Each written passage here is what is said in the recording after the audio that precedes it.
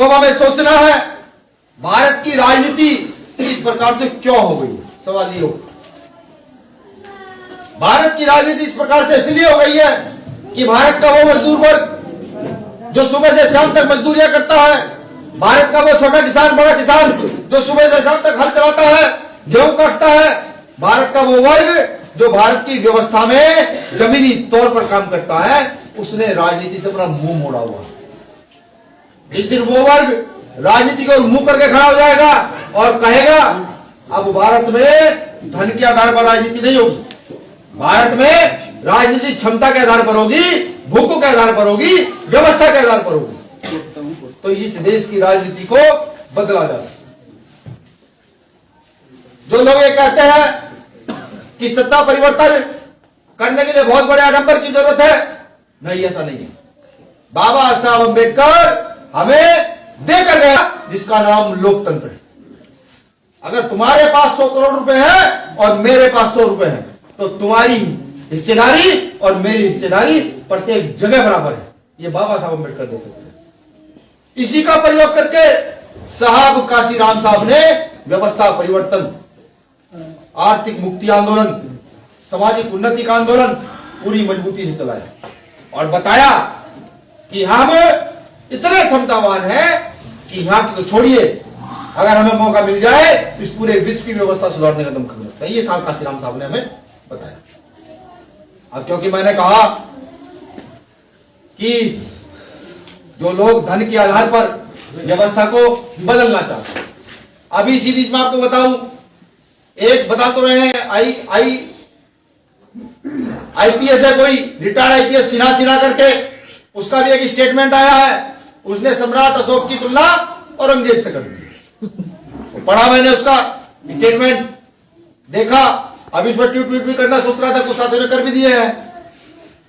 यह समझना पड़ेगा सब क्यों, क्योंकि भारत में प्रत्येक जगह वो जो अशोक स्तंभ रखा हुआ है, जो हमारे शौर्य का, हमारी वीरता का, हमारे राज को स्थापित करता है, जो बहुजनों के राज को स्थापित करता है, तो ये संघ की व्यवस्था के लोग उसको तोड़ना चाहते हैं।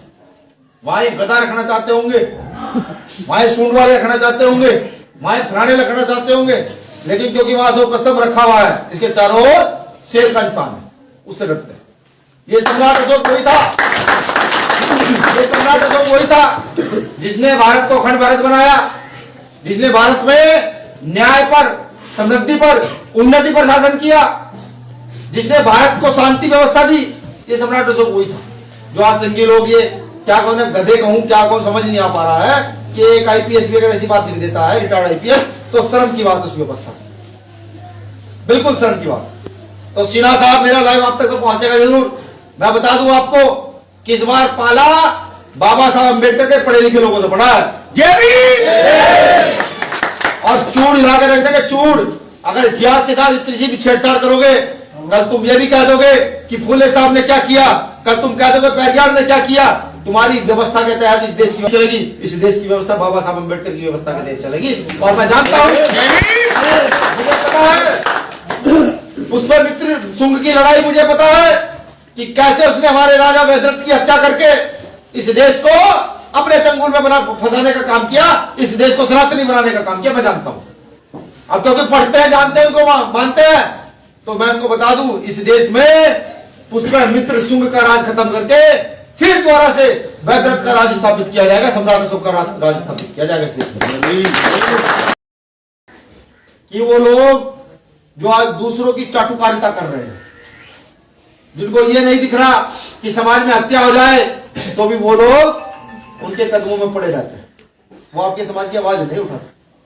अगर उठा सकते होते तो भारतीय जनता पार्टी में, विधानसभा में, संसद में क्या समाज के एमपी एमएलए नहीं है?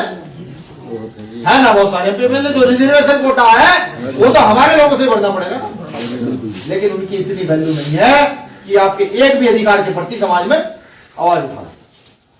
और मैं दावे से कहता हूं, हमारी जो टीम है, इनमें से एक भी व्यक्ति जिस दिन विधानसभा में पहुंचा, कमर भाई जैसा व्यक्ति पहुंच गया, तो विधानसभा ये अकेला आदमी नहीं चलने देगा। अकेले आदमी हमारी टीम का कोई व्यक्ति वहां पहुंचा तो उस दिन बताएंगे कि सही में राजनीति किसे कहा जाता है। उस दिन समझाएंगे अधिकारों के लिए लड़ाई कैसे लड़ी जाती है। अभी जैसे परवीन भाई ने भी कहा, भाई आज पढ़े लड़ करके बिल पास कराएंगे कि नहीं। अब पूरे देश में तो सारी व्यवस्था वहीं से चलेगी। बस आप लोगों से मेरा नम्र निवेदन है, जो लोग यहाँ बैठे हैं, जो मुझे सुनने, मेरे साथियों को जिन्होंने सुना, आपकी बातें बहुत सारी समझ में आई होंगी। बोलने के लिए तो कई घंटे बोलते रहेंगे,